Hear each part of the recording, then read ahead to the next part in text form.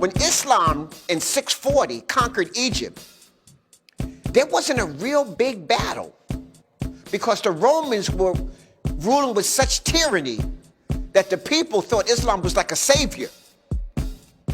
And Islam kind of gave them an ultimatum. You either become Muslims or you join Amun-Ra today.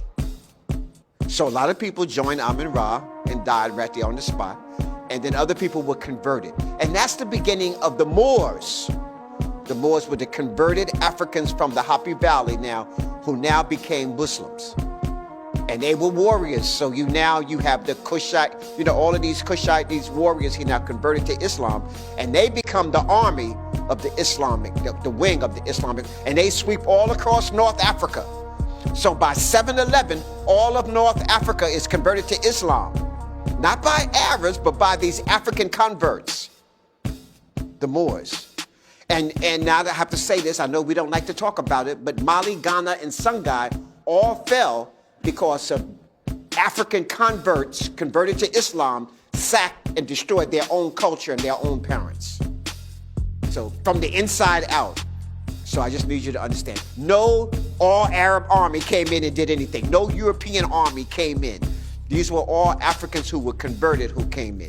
Even when the Europeans under the French and stuff, they just converted Africans and made them their army to fight against the other people. So I just need people to really just do their studying. I know people are wearing the fezzes and they think they all proud about that. That's the Turks. That's the Ottomans. That's the people who were their enslavers who converted them. They think that was the knowledge. No, the knowledge didn't happen until 640 when they sacked the libraries and conquered Kemet, and they took all that information and converted to Arabic. Started in 640. Okay, 640 is when they sacked it. So by 711, they had converted all of that stuff now. And let me say this here. When the Africans moved into like Timbuktu and all of that, that writing there was the Demotic writing. Arabic, the Arabs took the cursive form, the Demotic writing of Kemet, and adopted it as their writing system. So they wrote Arabic, just like I speak Swahili, but we don't have a Swahili script right now. We write Swahili with the English, Greco-Roman scripts, right?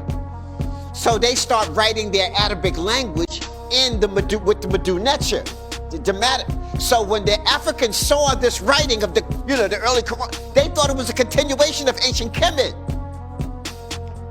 And then after they realized it wasn't, it was already too late. So I just need you to say that converts. So the Arabs used the cursive writing. There is no Arabic writing form outside of ancient Kemet. They didn't have a writing system. The Prophet Muhammad did not write or read. And those early didn't write or read. Bilal came from Ethiopia. And he was the knowledge. In fact, the book will even tell you if you really want to know Islam, you have to know Bilal, the first convert of Islam, the black man. See, but the Arabs took over that religion after the Prophet Muhammad died and fought and broke it up into the factions that you have. So you have the Shiites, you have different factions of Islam. Okay.